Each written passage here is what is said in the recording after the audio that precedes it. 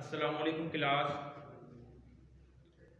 Last time हमने chapter number 7 सुल्तान अहमद मस्जिद का पैराग्राफ नंबर 4 पे ख़त्म किया था और आज हम पैराग्राफ नंबर 5 से स्टार्ट करेंगे। इसके वर्ड मीनिंग की तरफ आ जाए। सबसे पहले फर्स्ट वर्ड लिखा हुआ है स्पेशियस। स्पेशियस कहते हैं वसी, खुला, कुशादा, मीन्स वास्ट लिखा हुआ है वसी।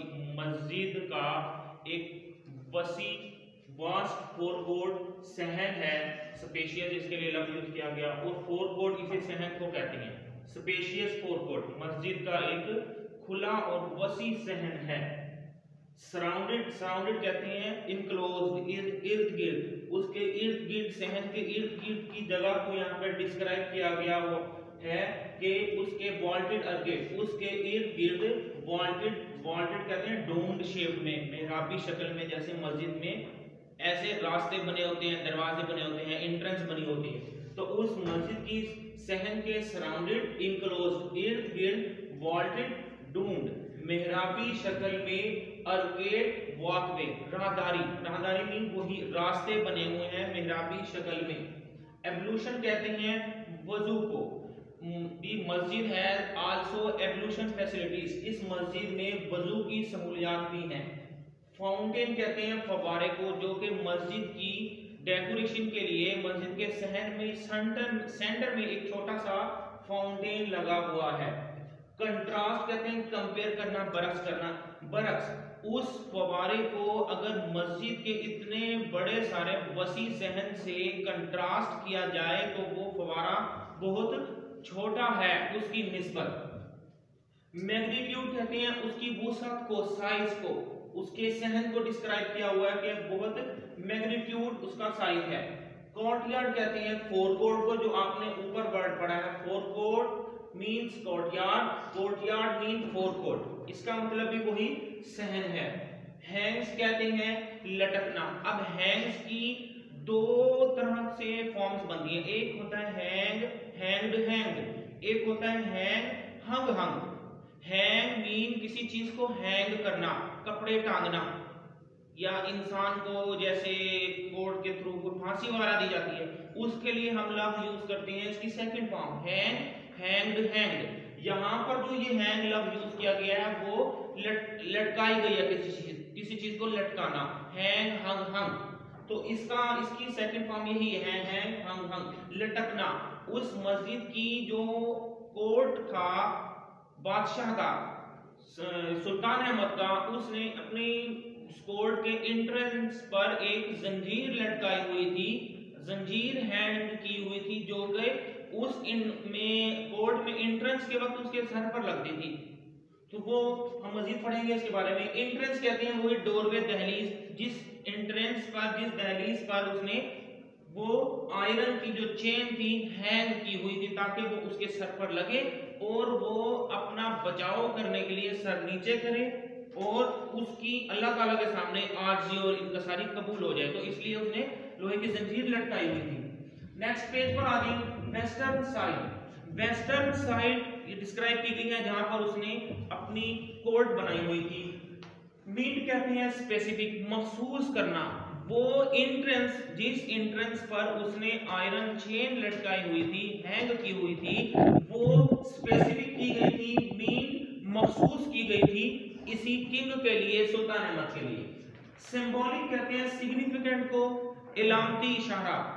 ये एक इलामती इशारा था। सिंबॉलिक गेस्चर कहते हैं इशारे को, सिंबॉलिक गेस्चर था किस चीज का, कि अल्लाह ताला के सामने अपनी आर्जी को यकीनी बनाने के लिए।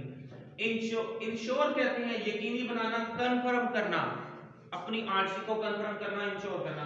ह्यूमिलिटी मीन हम्बलनेस, आर्जी और इनकसारी दोनों मीनिंग्स के हो सकते हैं। डिवाइन लफ्ज यूज किया गया गॉड पावर के लिए, अल्लाह ताला के लिए, उस डिवाइन पावर को बरोज़े क़यामत फेस करने के लिए कि मैं दुनिया में अपने हुक्म नहीं चलाता रहा, तो उस सुल्तान अहमद ने आयरन चेन लटका दी थी ताकि आर्जी और इनकसारी यकीनी रहे बरोज़े क़यामत, ताकि वो अल्लाह ताला को फेस कर सके।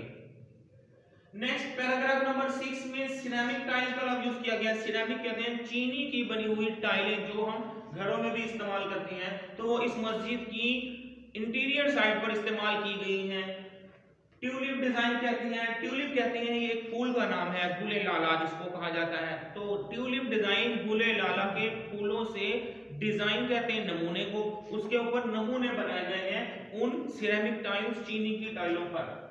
फ्लेम्बोयेंट कहते हैं कलरफुल हो जाना, रंगीन हो जाना। तो मस्जिद के एंट्रेंस के वक्त राइट और लेफ्ट साइड पर ये कुछ फूल कुछ पौधे वगैरह लगे हुए थे जो उस गैलरी के लेवल को मजीद कलरफुल फ्लेम्बोयेंट कर देते थे। वर्ड सेंटेंस आता है ये सब पेपर में। रिप्रेजेंटेशन कहते हैं नुमाइंदगी करना, किसी को वेलकम करना। तो वो फूलों के पौधे और फलों के पौधे जो एंट्रेंस पर लगे हुए थे वो ऐसे फूल खिल रहे होते थे, ऐसे अपने आप को रिप्रेजेंट कर रहे होते थे जैसे बाहर से आने वाले को वेलकम कर रहे हो। सिप्रस भी ये सनोबर का फूल होता है, तो ये फूल भी उसी कतार में लगे हुए थे। पैराग्राफ नंबर 7 में लव यूज किया गया एडॉर्न। ये कल भी आपने पढ़ा था पैराग्राफ नंबर 2 में। एडॉर्न कहते हैं डेकोरेटेड, सजा हुआ, तो ये सजावट के लिए इस्तेमाल किए गए थे फूल। स्टेन्ड ग्लास कहते हैं कलरफुल शीशे, रंगदार शीशे, ग्लास कहते हैं शीशे को। तो रंगदार शीशे की खिड़कियां, मस्जिद की जो अंदर सराउंडिंग में जो खिड़कियां लगी हुई थी वो भी स्टेन्ड ग्लासेस रंगदार शीशे की खिड़कियां थी जिस पर फूल बने हुए थे। इंट्रिकेट कहते हैं कॉम्प्लेक्स, कॉम्प्लेक्स कहते हैं पेचीदा, बिल्कुल छोटे छोटे बड़ी महारत के साथ फूल बने हुए थे उन स्टेन्ड ग्लासेस रंगदार शीशों की खिड़कियों पर। चैंडिलियर्स कहते हैं फानूस को, जो मस्जिद के सेंटर में छत पर एक शीशे का बना हुआ खूबसूरत सा एक फानूस लगा हुआ था। इल्यूमिनेट कहते हैं मुनव्वर होना, ब्राइटन रोशन हो जाना, वो रोशन होता था। ग्लो अपनी चमक के साथ, जब नेचुरल लाइट रोशनदानों से या खिड़कियों से उस फानूस के ऊपर पड़ती थी तो वो मुनव्वर हो जाता था अपनी चमक के साथ। अब आ जाए इसकी ट्रांसलेशन की तरफ। पैराग्राफ नंबर 5 से शुरू करने लगा हूं मैं, पेज नंबर है 74। दी मस्जिद हैज अ स्पेशियस फोरकोर्ट, मस्जिद का एक कुशादा सहन है, surrounded by a continuous walled arcade, जिसके इर्द गिर्द मुसलसल मेहराबी राहदारी बनी हुई है। It has ablution facilities on both sides, इसकी दोनों अतराफ पर वजू की सहूलियात हैं। इन द सेंटर, और दरमियान में देयर इज अ फाउंटेन, एक फवारा है, विच इज रादर स्मॉल, जो कि इस कदरे स्मॉल है, in contrast with the magnitude, अगर उसका मवाजना किया जाए वुसअत के साथ, कुशादगी के साथ, ऑफ द कोर्टयार्ड सहन की।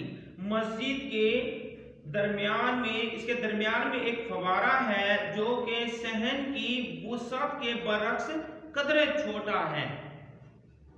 A heavy iron chain hangs in the upper part of the court, एक वजनी लोहे की जंजीर लटकाई गई है upper part of the court, उस दरबार के अपर पार्ट ऊपर की सतह पर।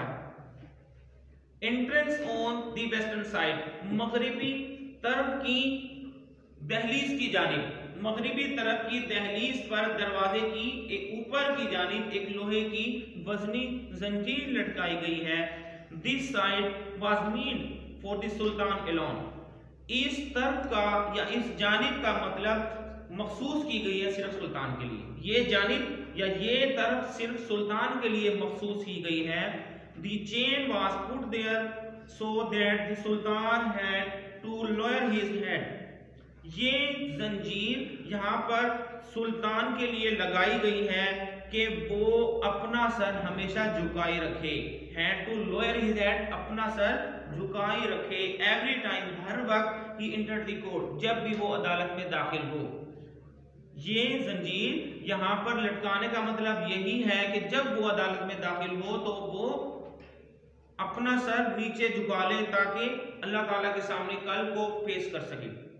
It was the symbolic gesture, ये एक इलामती इशारा है, टू इंश्योर, यकीनी बनाने के लिए, द ह्यूमिलिटी, इनकसारी को, ऑफ द रूलर, हुक्मरान की, in the face of the divine, अल्लाह ताला को, अल्लाह ताला की ताकत को या अल्लाह ताला के सामने बरोज़ क़यामत सामना करने के लिए।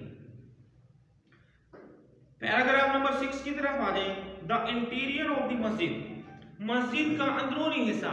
अब मस्जिद के अंदरूनी हिस्से को डिस्क्राइब किया जा रहा है।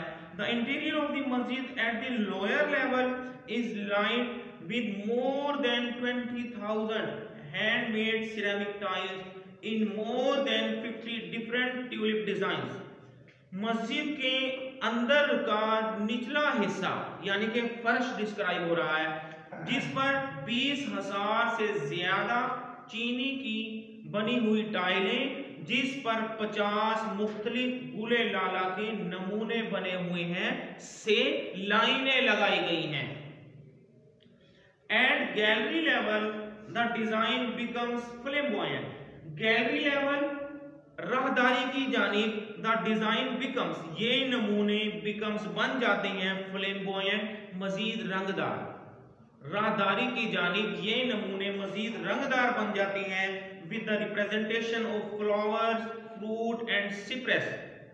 फूलों, फलों और सनोबर के पौधों की नुमाइंदगी के साथ। राहदारी की जानिब फूलों, फलों और सनोबर के पौधों की नुमाइंदगी के साथ ये नमूने मजीद रंगदार हो जाती हैं।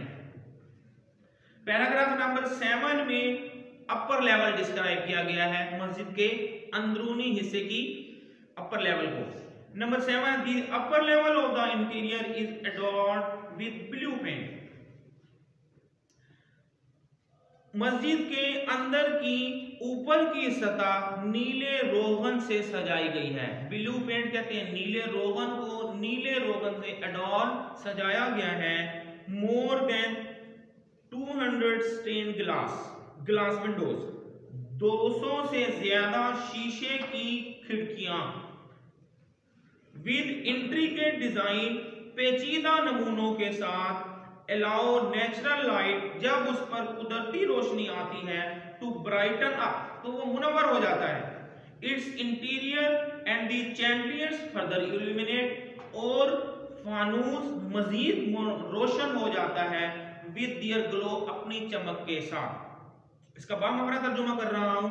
200 से ज्यादा शीशे की रंगदार खिड़कियां, जिस पर पेचीदा नमूने बने हुए हैं, उस पर कुदरती रोशनी जब अंदर आती है तो फानूस अपनी चमक से मजीद रोशन या मुनव्वर हो जाता है।